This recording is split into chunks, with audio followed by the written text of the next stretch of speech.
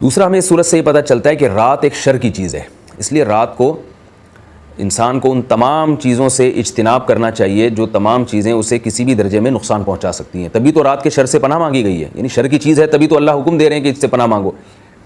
نبی صلی اللہ علیہ وسلم نے فرمایا کہ رات کو چراغ بجھا کے سویا کرو. فإن الفویسقۃ تضرم النار علی اہلھا، اس لیے کہ جو فاسق جانور ہے یعنی چوہا اور اس طرح کے جانور یہ بعض دفعہ چراغ گرا کے آگ لگا دیتے ہیں. یہ ایک احتیاطی تدبیر ہے کہ آپ رات کو سونے سے پہلے تمام احتیاطی تدابیر پر عمل کریں کہ کوئی بھی آپ کو نقصان نہ پہنچا سکے. بہت سے لوگ اس بارے میں غفلت کا شکار ہوتے ہیں، وہ رات کو سو گئے، بس آئے بستر پہ پڑے سو گئے، وہ احتیاط نہیں کرتے، نہ وہ رقیہ پڑھتے ہیں جس کا ہمیں حکم دیا گیا اور نہ ہی کوئی ظاہری اسباب اختیار کرتے ہیں. تو رات کو اس کا خوب اہتمام کرنا چاہیے کہ آپ کے دروازے کا تالا اچھی طرح لگا ہوا ہے کہ نہیں لگا ہوا، کوئی ایسا راستہ تو نہیں ہے کہ چور کو کوئی راستہ مل جائے آنے کے لیے، ایسا تو نہیں ہے کہ آپ نے کوئی ایسی الیکٹرانک کوئی چیز ہے آپ جلا کے سو جائیں جو آپ کو نقصان پہنچا سکتی ہے. ہیٹر کو آپ اچھی طرح چیک کر لیں سردیوں میں، کہیں ایسا تو نہیں ہے کہیں اس میں گیس لیک ہو رہی ہو. ایسے سینکڑوں واقعات ہو چکے ہیں کہ سوتے ہوئے میں انسان کی موت واقع ہو گئی. تو ہمیں اس صورت سے پتہ چلتا ہے کہ رات ایک شر کی چیز ہے، اور جو شر کی چیز ہوتی ہے اس سے بچنے کا، اس کے شر سے بچنے کا انسان پہلے سے اہتمام کرتا ہے. تو اسی میں رات کی وہ دعائیں ہیں جو نبی صلی اللہ علیہ وسلم نے ہمیں سکھائی ہیں، جو میں انشاءاللہ سورہ فلق اور سورہ ناس مکمل ہونے کے بعد بتاؤں گا کہ سورہ فلق اور سورہ ناس کے علاوہ نبی صلی اللہ علیہ وسلم نے ہمیں رات کو کیا پڑھنے کا حکم دیا جس سے ہماری رات کے شر سے حفاظت ہو سکتی ہے. یہ تو ہمیں اس صورت سے دوسرا سبق ملا. تیسرا سبق ہمیں یہ ملا کہ جادو اور ٹونے والوں سے دور رہنا چاہیے. آپ کو ہر علاقے میں، ہر معاشرے میں کچھ ایسے لوگ نظر آئیں گے جو جادو کرتے ہیں اور اس طرح کی مختلف قسم کی اشیاء میں پڑھتے ہیں. وہ ایسے لوگوں سے انسان کو دور رہنا چاہیے. بعض دفعہ میرے پاس ایسی کالز آتی ہیں کہ ہمارے پڑوس میں ایک صاحب ہیں جو یہ کام کرتے ہیں اور یہ اس طرح کی چیزیں کرتے ہیں، یا ہم نے کرائے پر ایسے لوگوں کو گھر دیا ہوا ہے جو ہر وقت تعویذ گنڈوں میں لگے رہتے ہیں.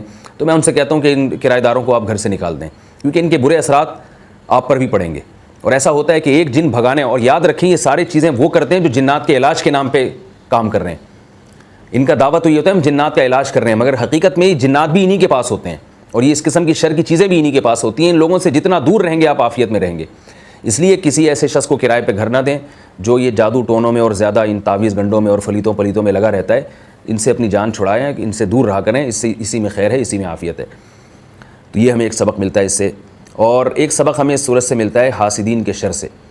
تو حاسدین کے شر سے بچنے کا ایک طریقہ تو سورہ فلق میں اللہ نے بیان کیا کہ اللہ کی پناہ مانگی جائے. اس کے علاوہ اور بھی بہت سارے طریقے ہیں جن سے ہمیں حاسدین کے شر سے بچا جا سکتا ہے، وہ طریقوں کو اختیار کر کے. بلکہ اس سے بھی پہلے کا نمبر یہ ہے کہ حاسدین کا شر بھی بہت بڑا شر ہوتا ہے. لہذا کبھی اپنے بارے میں اس خوش فہمی کا شکار نہیں ہونا چاہیے کہ مجھ سے تو کوئی حسد ہی نہیں کرتا تو مجھے کون نقصان پہنچائے گا. ایسا نہیں ہے. عربی کا ایک مقولہ ہے ما خلا جسد من حسد. دنیا میں کوئی بھی جسم ایسا نہیں ہے جو حسد سے پاک ہو. کسی نہ کسی موقع پہ کسی نہ کسی کو جیلسی ہونے لگتی ہے کسی کو دیکھ کر. تو آپ کے پاس اگر کوئی نعمت ہے تو عین ممکن ہے کسی کو کوئی اس نعمت کو دیکھ کے خوش ہو اور آپ کو دعائیں دے، اور کوئی اس نعمت کو دیکھ کر جلنا اور کڑھنا شروع ہو جائے اور آپ کو نقصان پہنچانے کی کوشش کرے. اگر ایسا نہ ہوتا تو اللہ اتنے اہتمام سے یہ صورت نازل نہ فرماتے.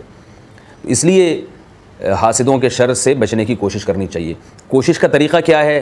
ایک طریقہ تو یہ ہے، قرآن و سنت میں اور بھی طریقے ہیں.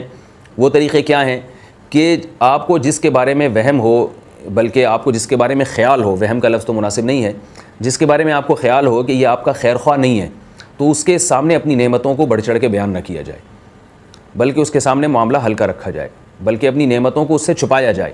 اللہ نے آپ کو اگر دولت دے دی ہے، آپ کی اچھی تنخواہ ہے، آپ کے کاروبار میں پروفٹ زیادہ ہو رہا ہے، تو ہر شخص کو نہ بتائیں آپ.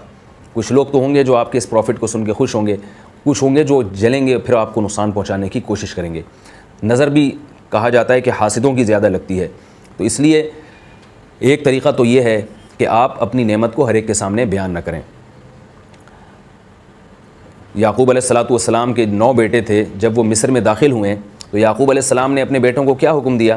لا تدخلوا من باب واحد وادخلوا من ابواب متفرقہ. اے میرے بیٹوں ایک ہی دروازے سے داخل مت ہو. تو یعقوب علیہ السلام نے اپنے بیٹوں کو حکم دیا کہ مختلف دروازوں سے داخل ہو، اس لیے کہ ان کو یہ خوف تھا کہ سب بیٹے ایک ہی دروازے سے داخل ہوں گے تو جب لوگ دیکھیں گے کہ ایک باپ کے اتنے خوبصورت اور اتنے جوان بیٹے اور سب ایک ہی باپ کے ہیں، یعنی ایک ہی باپ کے اولاد ہیں، تو وہ باپ کتنا خوش قسمت ہے، تو اس سے نظر لگنے کا خطرہ ہے.